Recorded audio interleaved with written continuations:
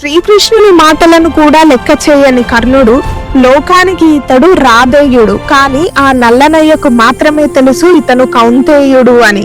యుద్ధం మొదలవ్వక ముందే కర్ణుడి ఆయువు పట్టును తాకిన ఆ క్షణం హస్తినాపుర వీధుల గుండా కృష్ణుడి రథం సాగిపోతోంది.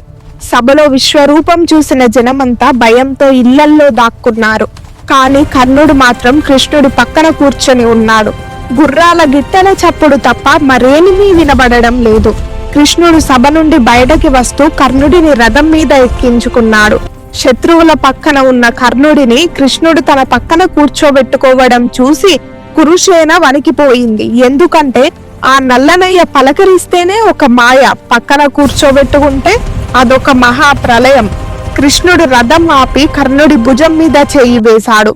ఆ స్పర్శలో 1000 మంది తల్లుల ప్రేమ ఉంది, కానీ ఆ ప్రేమ వెనక లక్షల మందిని అంతం చేసే ప్లాన్ ఉంది. ఇక కృష్ణుడు, కర్ణ, ఇన్నాళ్ళు నువ్వు పడ్డ అవమానాలు చాలు. నీ పుట్టుక గురించి నీకు తెలియని ఒక భయంకరమైన సత్యం నీ జీవితాన్నే మార్చేయబోతుంది, వింటావా అన్నారు.